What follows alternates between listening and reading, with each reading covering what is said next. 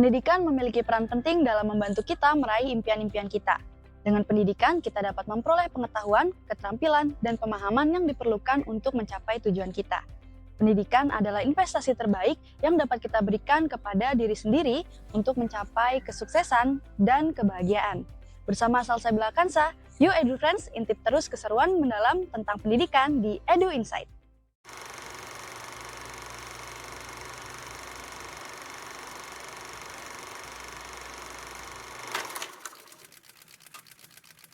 Friends, pendidikan adalah kebutuhan yang sangat penting tak terkecuali untuk mereka yang memiliki kebutuhan khusus. Lewat pendidikan inklusif yang merupakan langkah penting dalam memastikan bahwa setiap anak atau mereka yang memiliki kelainan dan berkebutuhan khusus mendapatkan kesempatan yang sama untuk belajar, berkembang, dan meraih impian mereka. Di balik itu terdapat salah satu guru yang sangat berjasa dalam mengembangkan pendidikan inklusif. Yuk simak lebih dalam tentang guru pendidikan inklusif di Hero Inspo.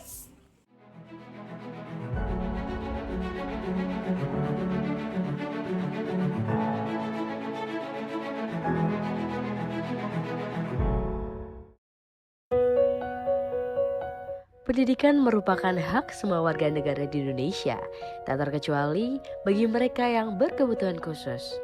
Pendidikan eksklusif pun menjadi sangat penting, karenanya dibutuhkan juga tenaga pengajar inovatif yang memiliki keterampilan lebih agar materi pelajaran dapat diterima oleh semua kalangan, termasuk bagi mereka yang berkebutuhan khusus.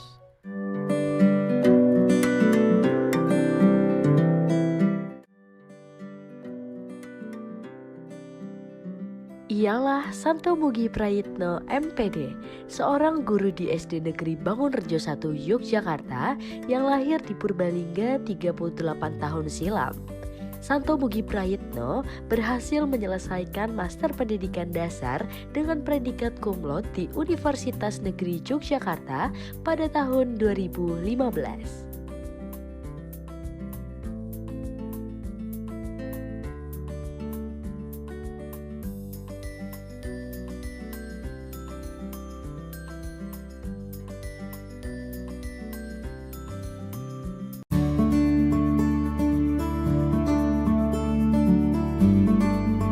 Perkenalkan, saya Santo Mugi Prayitno. Saya dari SD Negeri Bangunrejo 2. SD yang terletak di Desa Kricak, Kecamatan Tegarrejo, Kota Yogyakarta. Secara geografis, sekolah kami terletak di pinggir sungai, Sungai Code. Sangat besar sungainya kalau banjir. Saya di sekolah Bangunrejo 2 ini sebagai guru kelas. SD Negeri Bangunrejo adalah sekolah penyelenggara pendidikan inklusif. Jadi di sekolah kami menerima seluruh anak berkebutuhan dan anak yang reguler, berbagai jenis, berbagai kalangan, berbagai kebutuhan yang mereka punya, semua kita terima tanpa ada perlakuan perbedaan dan diskriminasi.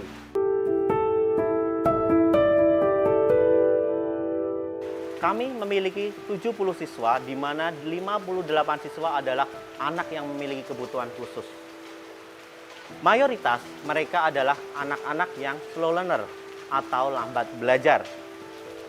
Dari jumlah data tersebut, maka kami kadang-kadang memiliki hambatan dalam pembelajaran. Karena anak-anak yang memiliki lambat belajar adalah anak yang memiliki daya ingat yang kurang dibandingkan dengan teman-temannya. Maka dalam pembelajaran mereka dibutuhkan pengulangan, dan pengulangan. Di mana pengulangan itu setiap guru tidak akan mengulang berkali-kali materi yang sama. Maka dari itu, saya berinisiasi bagaimana masalah ini bisa kita selesaikan, yaitu agar pembelajaran bisa kita ulang tanpa gurunya mengulang berulang kali. Dari hal tersebut, maka saya membuat aplikasi yang terdiri dari satu aplikasi Android dan didampingi dengan buku, di mana buku tersebut ada panduan untuk belajar dan ada berisi QR code, yang dimana di dalam QR code itu ada video, ada juga aplikasi yang interaktif antara aplikasi tersebut dengan anaknya.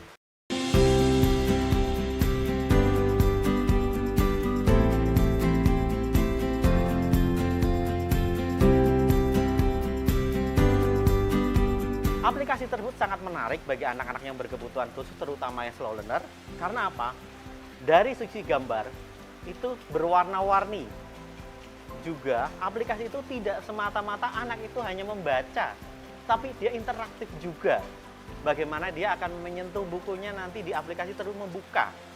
Atau juga ada video yang harus disentuh di tabletnya. Sehingga anak akan tertarik. Karena apa? Anak-anak yang slow learner akan tertarik dengan kegiatan yang membutuhkan gerak.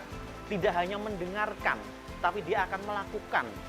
Karena di dalam buku tersebut ada materi dan juga ada aplikasi, bagi anak-anak yang tidak memiliki kebutuhan khusus juga dapat digunakan untuk apa? Untuk belajar.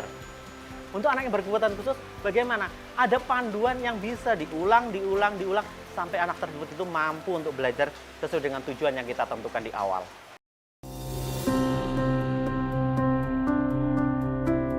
Harapan saya bahwa aplikasi ini bisa dipakai oleh seluruh guru-guru dan siswa yang ada di kota Yogyakarta khususnya dan juga di Indonesia. Sehingga siswa-siswa kita yang memiliki hambatan dalam belajar, siswa-siswa kita yang memiliki kesulitan dalam belajar dapat tertangani. Mereka adalah amanah yang dititipkan kepada kita agar kita jaga baik-baik, kita kembangkan. Mereka adalah penerus kita di masa depan. Maka dari itu, kita semangat, dan semangat. Dengan pendidikan inklusi, memungkinkan anak berkebutuhan khusus menempuh pendidikan secara reguler untuk mengoptimalkan potensi yang dimiliki, sehingga menghasilkan sumber daya manusia yang mumpuni.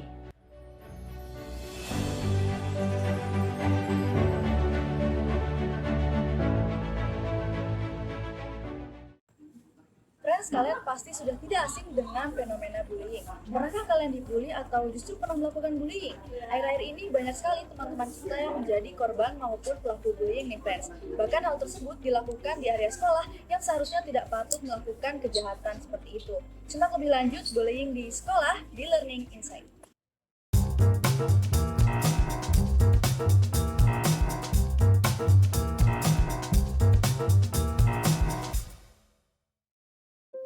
Hai friends, coba deh kalian ingat-ingat lagi zaman kalian sekolah atau kuliah, atau bahkan saat kalian sedang melihat tayangan ini sekarang. Pernah nggak sih kalian mengalami bullying? Dikatain teman lah, disebarin rumor nggak bener lah, dikucilkan, atau bahkan mendapatkan perlakuan nggak enak secara fisik, seperti ditendang, ditonjok, atau kekerasan lainnya.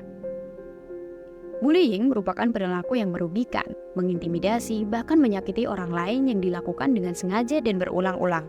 Kalau bullying itu sendiri sebenarnya dari definisinya itu kekerasan ya, kekerasan, bentuk kekerasan. Jadi perilaku ya, bullying itu sendiri perilaku yang syarat dengan kekerasan, penindasan yang dilakukan oleh seseorang atau sekelompok orang yang sifatnya dia lebih berkuasa begitu ya, terhadap orang yang mungkin lebih lemah begitu ya gambarannya. Terus itu terjadi bertujuan untuk menyakiti. Dan poinnya lagi adalah terjadi berulang-ulang gitu, nggak cuma sekali saja gitu.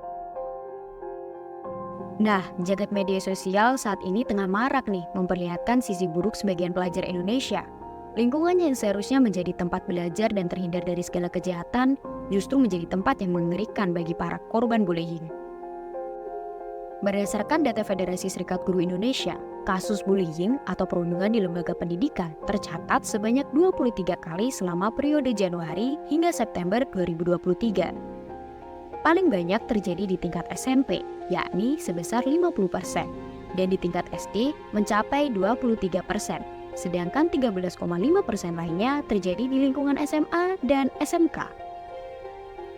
Mengutip Psikologi Today, seseorang melakukan bullying karena ia menganggap penindasan sebagai cara yang efektif untuk dapetin apa yang ia inginkan. Dan alasan lainnya karena mereka tidak memiliki keterampilan sosial selain dengan menindas orang lain. Pandang pelaku gitu ya, mungkin ada banyak faktor ya, artinya dari segi internal maupun eksternal. Kalau internalnya mungkin background keluarga yang permisif terhadap kekerasan misalnya seperti itu. Jadi mungkin si anak ini dididik dengan istilahnya pola asuh yang syarat dengan kekerasan, artinya dia memiliki toleransi yang besar terhadap kekerasan begitu. Jadi boleh kok kekerasan itu terjadi. Atau mungkin dari segi karakteristik kepribadiannya mungkin ada kebutuhan untuk diperhatikan gitu ya. Atau mungkin pengaruh itu tadi internal ya, ada karakteristik kepribadian terus bagaimana pola asuh, itu kan dari internal seseorang.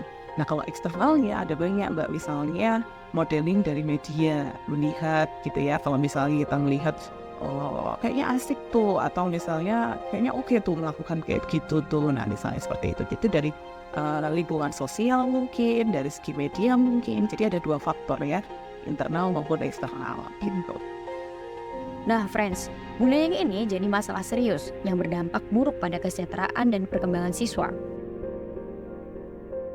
Buat mengatasi perundungan di area sekolah, tentunya perlu kerjasama antara siswa, guru, orang tua, dan pihak sekolah.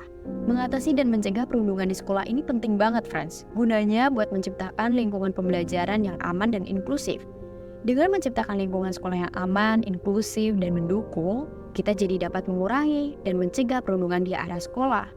Yuk friends, bantu hentikan bullying karena satu tindakan kalian sangat berarti. Belajar sambil jalan-jalan, emang bisa? Bisa dong, wisata edukasi adalah cara yang efektif untuk memperoleh pengetahuan baru, memperluas wawasan, dan mengembangkan minat dalam cara yang menyenangkan dan interaktif. Di Kota Solo terdapat salah satu wisata edukasi yang dapat EduPrince kunjungin loh. Penasaran keseruan wisata edukasi di Kota Budaya? Ayo simak di EduVacation.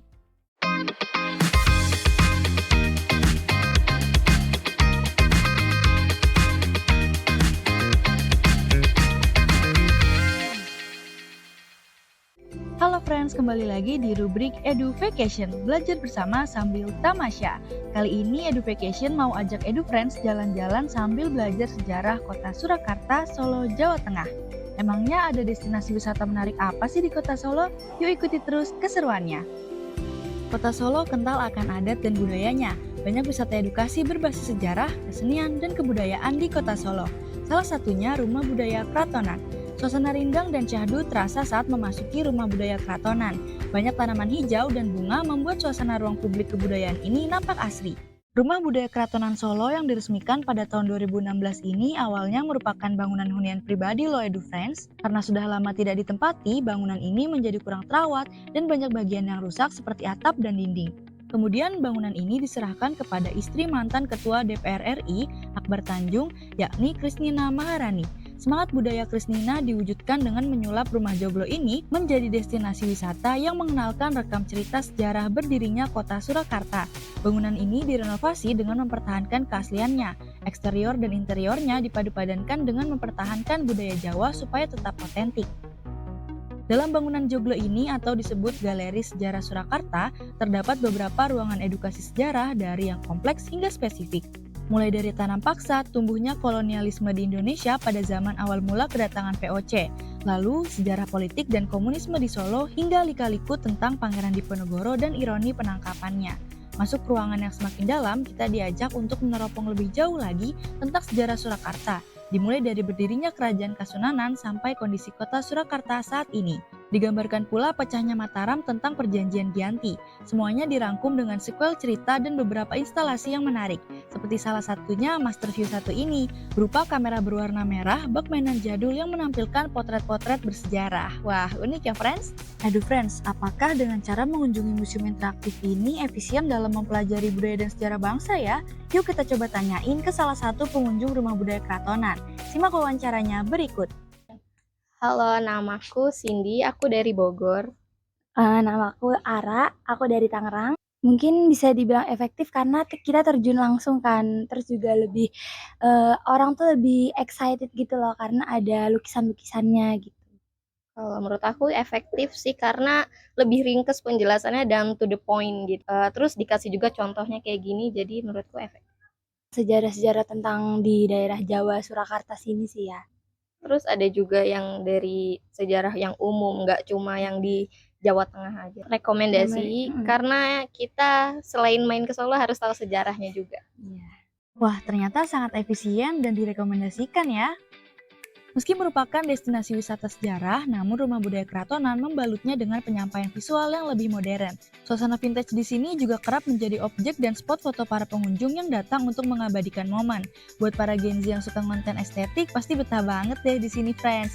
Buat kalian yang tertarik belajar sejarah, bisa langsung berkunjung ke Museum Galeri Sejarah Surakarta yang berlokasi di Jalan Manduro nomor 6, Gang Kartotiasan, Kecamatan Sarengan, Kota Solo. Untuk masuk ke museum ini, pengunjung dikenakan biaya Rp10.000 bagi pelajar dan Rp25.000 untuk pengunjung umum. Jumlah pengunjung di dalam museum pun dibatasi hanya 10-15 orang dengan waktu kunjungan 1 jam. Untuk informasi waktu sesi kunjungan dan reservasi supaya nggak kehabisan kuota, EduFriends bisa cek di akun Instagram Rumah Budaya Keratonan berikut ya. Kalau kalian nggak kebagian kunjungan ke museumnya, tenang aja friends. Di lahan seluas 1,78 hektar ini, selain ada galeri sejarah Surakarta, ada juga spot-spot menarik lain yang terbuka untuk umum dan gratis loh. Ada perpustakaan dengan berbagai macam bacaan seputar sejarah budaya, politik, dan pendidikan. Pengunjung bisa membaca buku di ruang terbuka hijau dengan semilir angin yang sejuk. Perpustakaan mandiri ini tidak ada penjaganya, melainkan disediakan barcode untuk daftar pengunjung dan daftar buku. Kalau EduFriends lapar, ada juga nih kantin Lastri yang menyajikan makanan fusion tradisional Jawa yang udah pasti enak. Dan nggak ketinggalan di Rumah Budaya Keratonan sebagai muara kegiatan budaya tentunya, banyak menggelar kegiatan komunitas kebudayaan yang sudah terjadwal. Kegiatan yang ada seperti latihan tari tradisional, latihan gamelan dan karawitan, pengenalan wayang, latihan bahasa Jawa atau bahasa Inggris, serta diskusi budaya melalui buku maupun film. Kehadiran Rumah Budaya Keratonan telah mewujudkan semangat kebudayaan dan pembacaan kembali sejarah tentang kota Surakarta. Menjadi ruang edukasi sejarah bagi generasi muda yang ingin belajar tentang sejarah dan aspek kebudayaan bangsanya. Kalau EduFriends lagi vacation ke kota Solo, jangan lupa mampir dan belajar ke Rumah Budaya Keratonan ya. See you EduFriends, sampai jumpa di rubrik EduVacation selanjutnya. Wah friends, gak terasa ya kita sudah memasuki akhir tahun. Ujian akhir semester udah di depan mata nih friends. Itu tandanya belajar kita harus diperketat lagi dan jangan sampai kendor. Buat kalian yang masih bingung atur jam belajar atau yang masih malas buat belajar, yuk simak EduHacks yang akan memberikan tips and trik produktif belajar biar kalian maksimal dalam menghadapi ujian akhir nanti.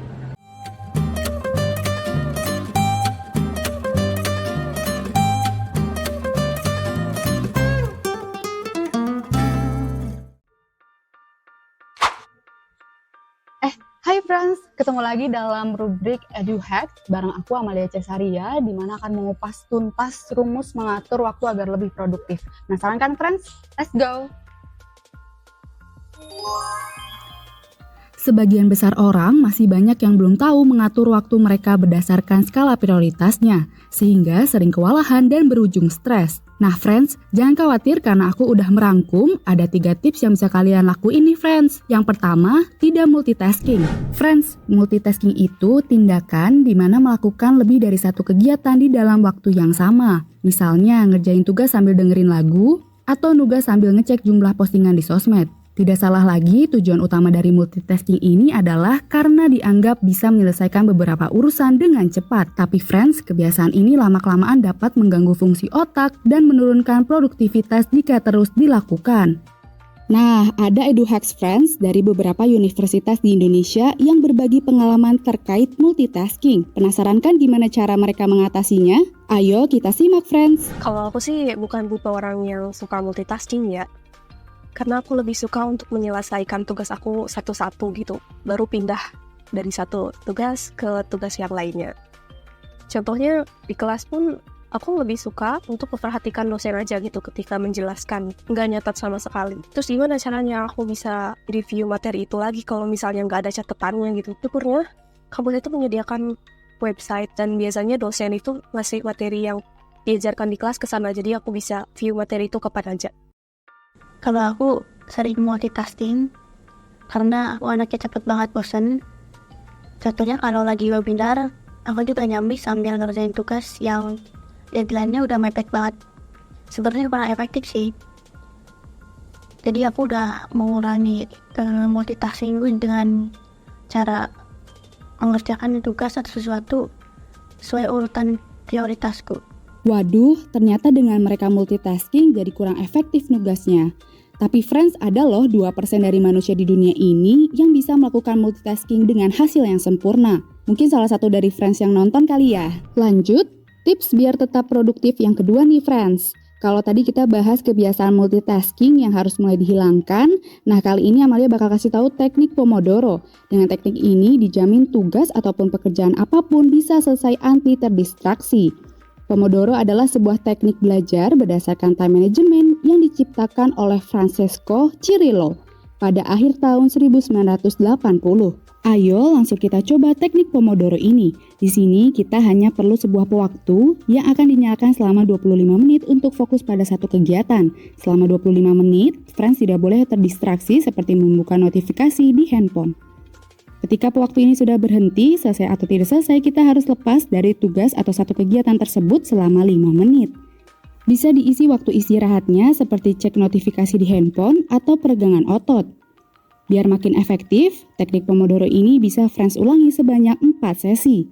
Tips terakhir biar gak bosan, friends bisa memanfaatkan situs web yakni Google Calendar, di mana membantu untuk menyusun jadwal sesuai prioritas. Dan ada juga platform yang bisa friends coba, yaitu Ruang Sesi Belajar. Berisi pelajar dari seluruh dunia dan dapat diakses 24 jam. Nama websitenya adalah studystream.com. Gimana friends, jadi udah paham kan 3 rumus mengatur waktu biar makin produktif? Jangan lupa untuk pantengin terus episode berikutnya dan rubrik lainnya hanya di Edu Insight. Cukup sekian Edu Hacks-nya, aku Amalia Cesaria. Ditunggu anti produktifnya demi masa depan yang lebih cerah. See ya friends! Kecerdasan buatan atau artificial intelligence yang biasa disebut sebagai AI akhir-akhir ini sempat viral nih, termasuk salah satunya ChatGPT. Ngaku deh friends, kalian pasti sering pakai AI ini kan? Meskipun AI memiliki potensi besar untuk meningkatkan efisiensi dan akurasi dalam berbagai bidang, perlu diingat bahwa penggunaan AI juga harus dilakukan dengan hati-hati loh friends. Simak informasi seputar teknologi kali ini di Tech Talk.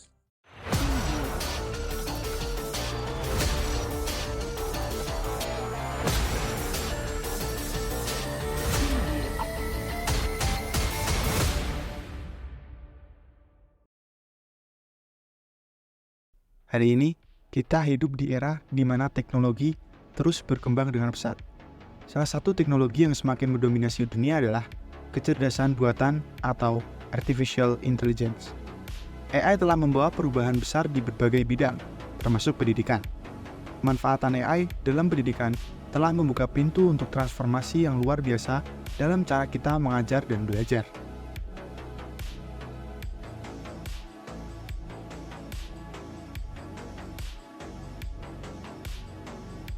Salah satu AI yang sangat booming saat ini yaitu ChatGPT. Kalian tahu gak sih apa itu ChatGPT? Mengutip dari website resmi Universitas Bakri, ChatGPT adalah kecerdasan buatan yang cara kerjanya memakai format percakapan. Teknis sederhananya, seperti kita bertanya dengan guru di kelas, tetapi di ChatGPT, kamu bertanya kepada AI dan secara otomatis memperoleh jawaban dalam waktu singkat. Nah, dengan adanya ChatGPT sekarang, semua orang sangat mudah untuk mencari, menemukan, bahkan menyuruh AI tersebut.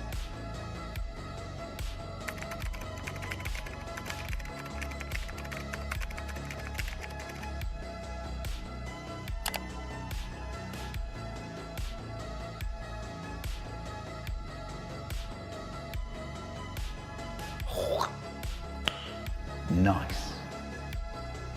Meskipun AI memiliki banyak manfaat, ada juga sejumlah tantangan yang perlu diatasi dalam pemanfaatnya dalam pendidikan, termasuk masalah privasi data siswa, ketidaksetaraan akses, dan yang paling penting adalah kekhawatiran etika terkait dengan keputusan yang diambil oleh sistem AI.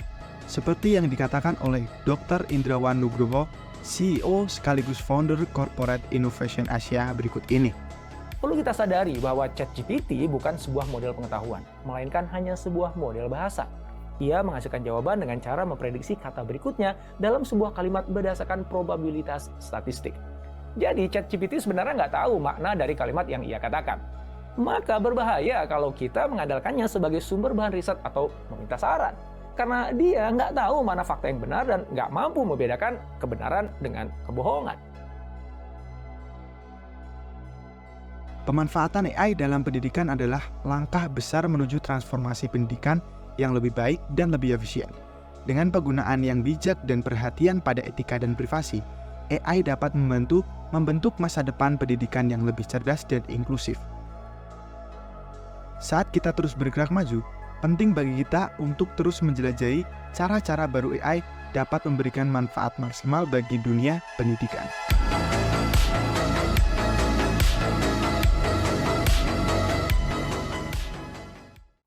Friends, ada info menarik nih buat kalian pemburu beasiswa baik dalam negeri maupun luar negeri. Scholar Search akan bahas informasi terbarunya biar EduFriends bisa dapetin beasiswa nih. Kira-kira harus apa aja ya biar kita bisa dapet beasiswa? Yuk simak langsung di Scholar Search.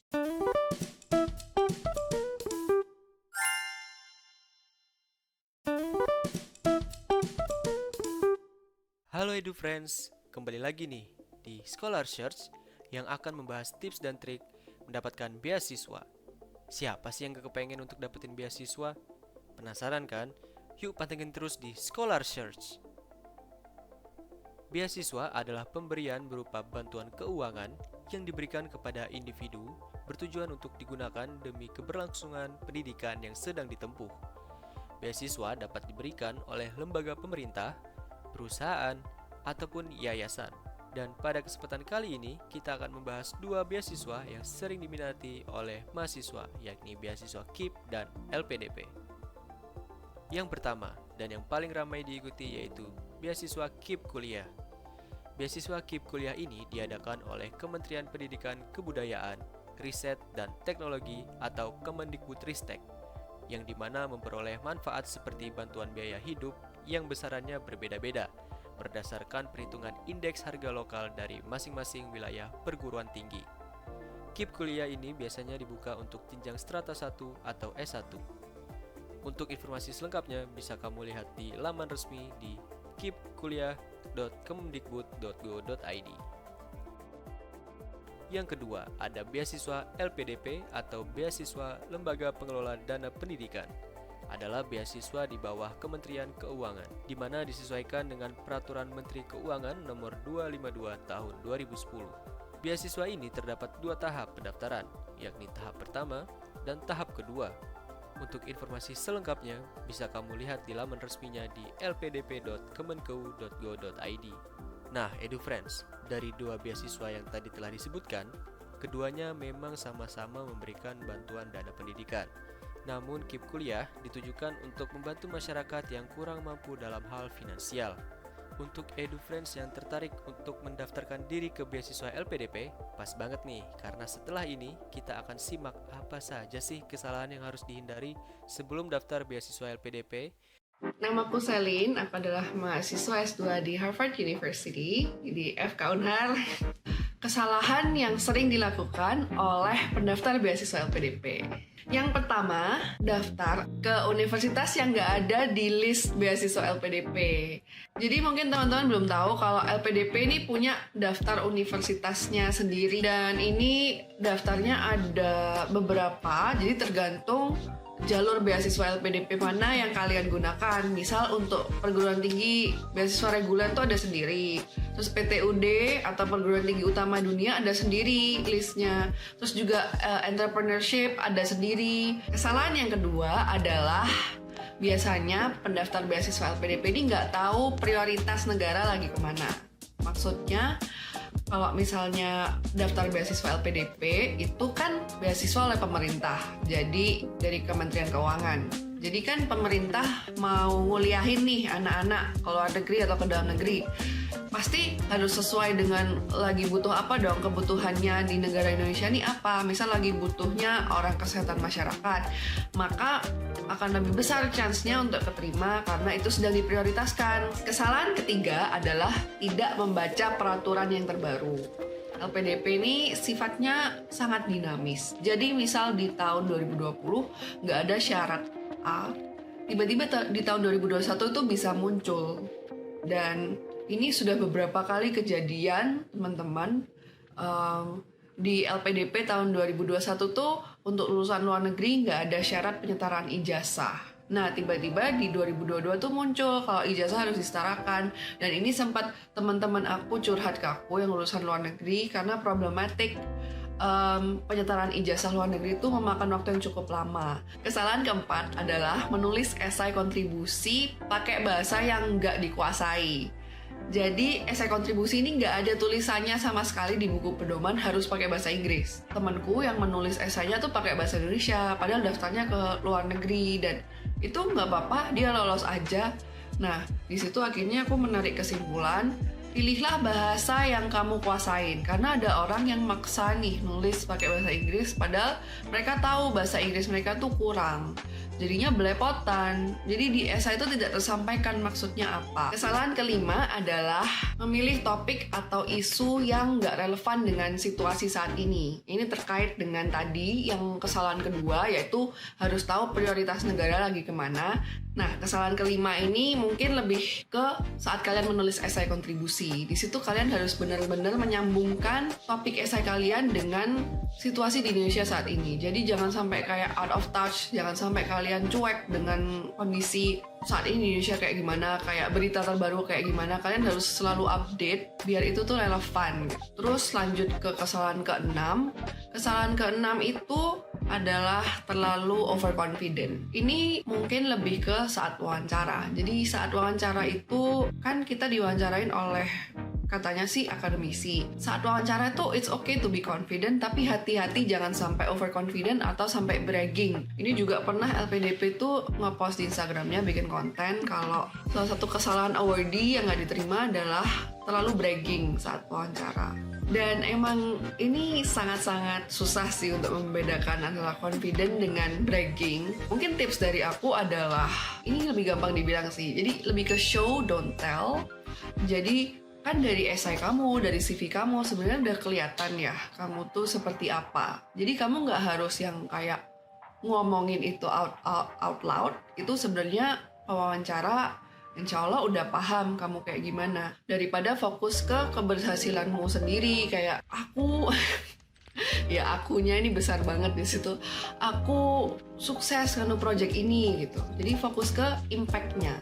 Itu sih tips dari aku. Terus ini kesalahan yang terakhir, terlalu minder.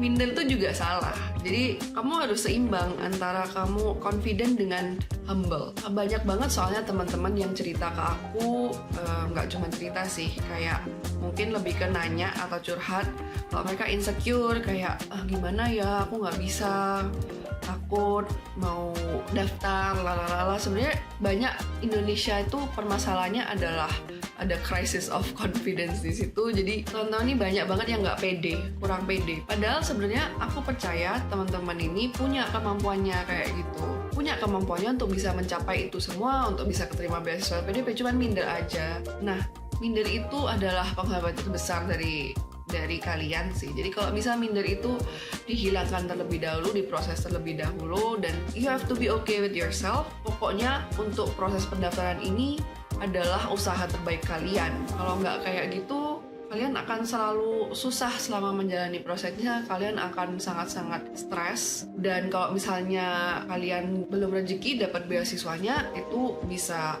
jatuh banget. Jadi emang harus yakin dulu kalau ini adalah usaha terbaik kalian, dan hasilnya tentu aja itu sudah diserahkan pada Yang Maha Kuasa. Ya, itu aja sih dari aku. Itu adalah beberapa kesalahan yang aku perhatikan dari pengalamanku dan pengalaman teman-teman di sekitarku yang sering dilakukan oleh pendaftar beasiswa LPDP. Semoga bisa membantu teman-teman. At least kalau teman-teman nonton ini sebelum daftar, bisa membantu persiapan kalian. Bagaimana nih Edu Friends? Sudah tertarikkah kamu untuk mendaftarkan diri ke beasiswa? Seru banget ya friends, Edu Insight edisi kali ini. Banyak informasi pendidikan yang kita dapat tadi, mulai dari pendidikan inklusif, bullying sekolah, wisata edukasi di Solo, dan ada tips and trik produktif belajar. Juga ada informasi-informasi beasiswa yang bisa kalian ikutin, dan tadi gak ketinggalan ada pendidikan teknologi AI. Jangan lupa simak keseruan Edu Insight lainnya setiap hari Minggu mulai pukul 9 di channel YouTube iMix TV. Sampai jumpa!